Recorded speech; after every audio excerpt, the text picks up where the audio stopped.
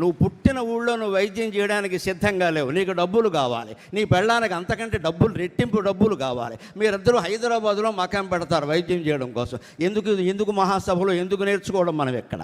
అందుకని అమ్మ ఆవు, నువ్వు అర్థపురుషార్థం సంపాదించుకో. ఇల్లు అంటే నీ సంసారం, ఇక్కడ బిల్డింగ్ కట్టుకోవడం కాదు. ఇంత పెద్ద బిల్డింగులు కట్టిన వాళ్ళందరూ మనశ్శాంతిగా ఎవరన్నా ఉన్నారండి? ఎవరి ఇల్లు చూసినా సరే లక్షల కోట్ల ఖరీదు చేసే సోఫాలు కనిపిస్తున్నాయి.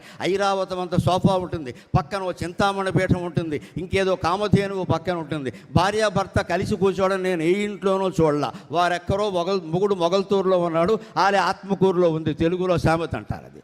ఆలే ఆత్మకూరులో, మొగుడు మొగల్తూరులో. పూర్వమే నయం. ఇప్పుడు ఆలే అమెరికాలో, మొగుడు ఆస్ట్రేలియాలో ఉన్నారు. ఇక్కడెక్కడ లేరు. ఇక్కడ వారు ఫోన్లో మాట్లాడుకుంటూ ఉంటారు. కుటుంబ సంబంధాలు ఎందుకు బాగుంటాయండి? ఇల్లు బాగుండాలంటే ధర్మం, అర్థం, తర్వాత కామపురుషార్థం. అదే ఇల్లు. ఇల్లు అంటే కేవలం కుటుంబం కాదు, అక్కడ మన్మథ పురుషార్థం అని కూడా అర్థం కాదు. లైంగిక బంధాన్ని ధార్మికం చేసి, వివాహ బంధం చేసి, సంతానాన్ని దానికి ముడివేసి, మమకారాన్ని పెంచి, అహంకారాన్ని తగ్గించి, మోక్ష మార్గం చూపించిన ఏకైక జాతి హిందూ జాతి, ఏకైక మతం హిందూ ధర్మం. అది అనుసరిస్తేనే మనం బాగుంటాం ఖచ్చితంగా. అమ్మ ఆవు ఇల్లు అయిన తర్వాత నాలుగోది చూడండి, ఆత్మసిద్ధి ఏమిటో అర్థమవుతుంది. నాలుగోది ఈశ్వరుడు అండి. ఈశ్వరుడు అంటే మోక్షప్రదాత. మన ఇంట్లో ఈశాన్యంలో దేవుడు ఉండాలి అంటారు. ఎందుకు ఉండాలి? ఈశాన్యం ఈశ్వరుడు అధిపతి. ఈశాన్యానికి అధిపతి ఈశ్వరుడు. ఈశ్వరుడు ఎవరిని కోరుకోడు. ఉంటే రెండు భంగిమల్లో ఉంటాడు శివుడు అంతే. ఒకటి తపోభంగిమ లేదా నటరాజ భంగిమ. పార్వతీదేవి ఆయన పక్కన ఉండాలని ఏమీ లేదు, ఆయన శరీరంలోనే ఒక భాగం ఆవిడ. కుమారస్వామి, వినాయకుడు ఈ గ్రూప్ ఫోటోలు శివుడికి ఇష్టం ఉండవు. ఆయన ఏకాగ్గా ఉంటాడు.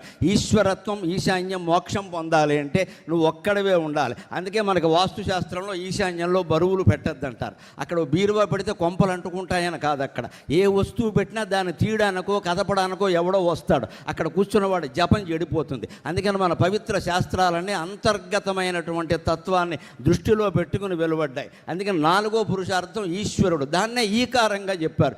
ధర్మార్థ కామ మోక్షాలు నాలుగు సాధించి ప్రశాంతంగా ఉండడామని చెప్పినటువంటి తెలుగు భాష కావాలో లేదా ఇంగ్లీషు కావాలో మీరే తేల్చుకోండి. ఖచ్చితంగా మౌలికమైన మార్పు రావాల్సిందే. ఇంగ్లీష్ మీడియంలో ఏమున్నాయో గమనించండి. ఏ ఫర్ యాపిల్, దిక్కుమాలిన పండు, ముందు మొక్కలు కోసుకుని తిను, ఎవడికి పెట్టకు.